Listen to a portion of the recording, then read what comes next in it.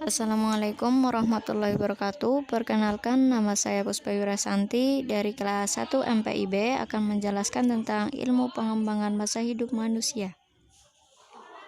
Dalam kehidupan manusia terdapat peningkatan-peningkatan yang terjadi di dalam masa kehidupannya, seperti bertambahnya kemampuan atau kekuatan pada setiap diri seseorang, atau dapat kita sebut dengan skill.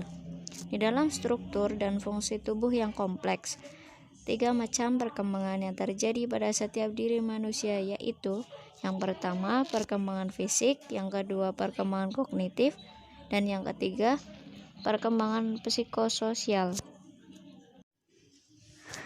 Sebagai kategori dari perkembangan fisik ini ialah sensori motorik, yaitu ketika seorang bayi memasukkan jari-jari tangan atau kakinya ke dalam mulut. Jika dari perkembangan kognitif dapat kita contohkan ialah kemampuan manusia dalam belajar, atensi, memori atau mengingat, dan kreativitas. Sedangkan perkembangan psikososial contohnya ialah terjadinya perubahan-perubahan emosi, kepribadian, dan hubungan sosial. Perkembangan manusia terdapat 2 proses, yaitu yang pertama perkembangan kuantitatif dan yang kedua kualitatif. Proses yang pertama ialah proses perubahan berdasarkan angka dan jumlah. Contohnya bertambahnya tinggi dan berat badan. Sedangkan proses kualitatif adalah proses perkembangan yang tidak dapat diprediksi awal dan sebabnya.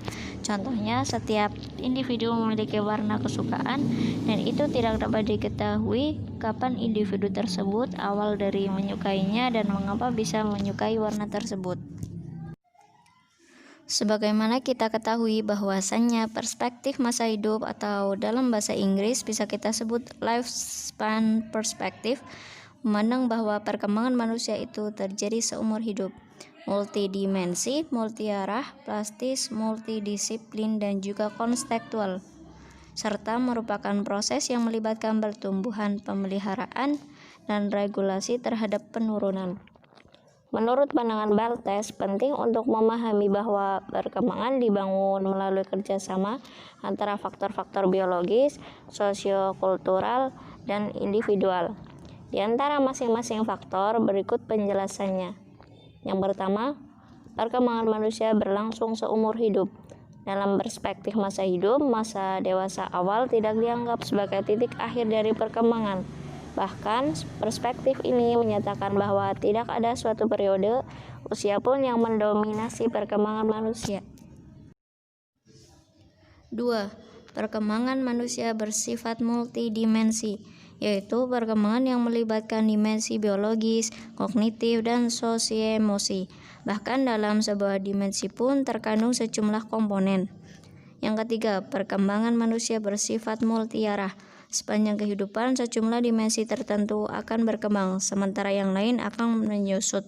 Eksempel, jika pada waktu kecil seorang anak cenderung suka untuk selalu berkumpul bersama orang tua, namun setelah mengalami perkembangan menuju masa remaja, maka seorang anak tersebut akan lebih cenderung menyukai untuk berkumpul bersama teman.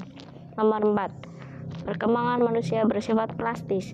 Perlu kita ketahui bahwa plastisitas bersifat kapasitas untuk berubah. Yang kelima, ilmu pengembangan bersifat multidisiplin. Para psikolog, sosiolog, antropolog, ahli saraf, dan peneliti di bidang kedokteran tertarik untuk mengungkap misteri perkembangan yang berlangsung sepanjang masa hidup. Yang keenam, perkembangan manusia bersifat kontekstual.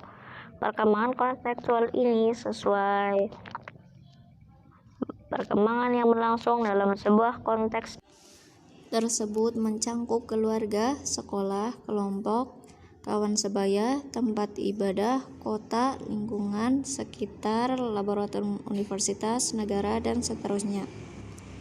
Sekian, wassalamualaikum warahmatullahi wabarakatuh.